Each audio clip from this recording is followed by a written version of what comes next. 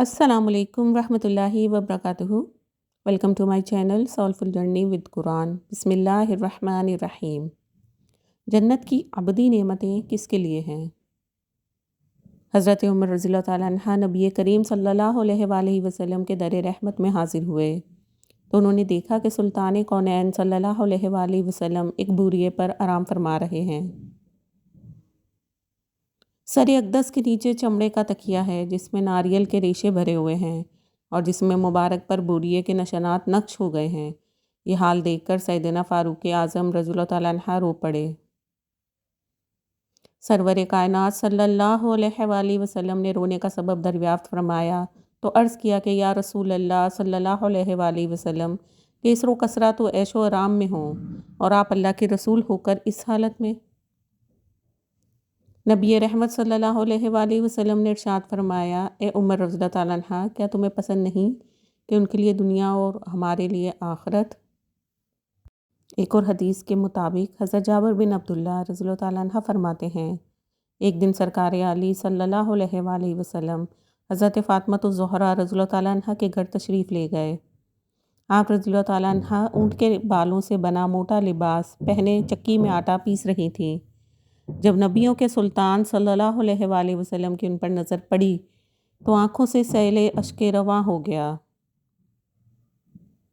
رحمت للعالمین صلی اللہ علیہ وآلہ وسلم نے ارشاد فرمایا، دنیا کی تنگی و سختی کا گھونٹ پی لو تاکہ جنت کی ابدی نعمتیں حاصل ہوں۔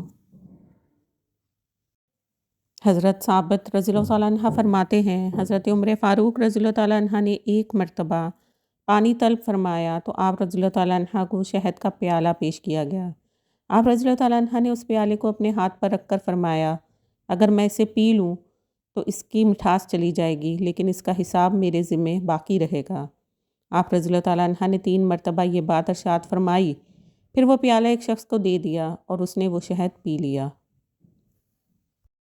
ایک اور حدیث کے مطابق حضرت ابن ابی ملیکہ رضی اللہ تعالیٰ عنہ فرماتے ہیں کہ حضرت عمر فاروق رضی اللہ تعالیٰ عنہ نے اپنے سامنے کھانا رکھا ہوا تھا۔ اس دوران ایک غلام نے آ کر عرض کی، حضرت عتبہ بن ابی فرقد رضی اللہ تعالیٰ عنہ دروازے پر کھڑے ہیں۔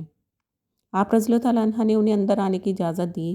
جب حضرت عتبہ رضی اللہ تعالیٰ عنہ اندر تشریف لائے تو حضرت عمر فاروق رضی اللہ تعالیٰ عنہ نے اس کھانے میں سے کچھ انہیں دیا۔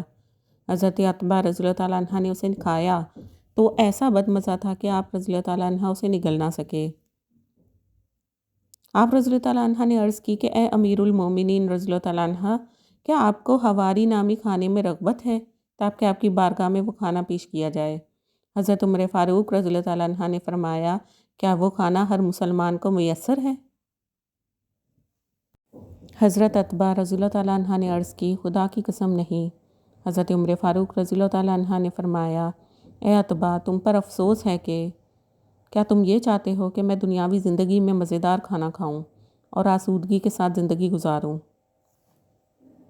ایک حدیث شریف کے مطابق حضرت ابو ہریرہ رضی اللہ تعالیٰ عنہ سے روایت ہے کہ نبی اکرم صلی اللہ علیہ وآلہ وسلم نے فرمایا، اللہ سبحانہ و تعالیٰ ارشاد فرماتا ہے، میں نے اپنے نیک بندوں کے لیے وہ نعمتیں تیار کر رکھی ہیں کہ جنہیں نہ کسی آنکھ نے دیکھا، نہ کسی کان نے سنا اور نہ کسی آدمی کے دل پر ان کا خطرہ گزرا۔ حضرت سہل بن سعد سعدی رضی اللہ تعالیٰ عنہ سے روایت ہے، حضور پرنور صلی اللہ علیہ وآلہ وسلم نے ارشاد فرمایا، جنت کی اتنی جگہ جس میں کوڑا رکھ سکیں، دنیا اور جو کچھ اس میں ہے سب سے بہتر ہے۔ جزاک اللہ خیراً کثیرا۔ مزید ویڈیوز کے لیے چینل سبسکرائب کریں۔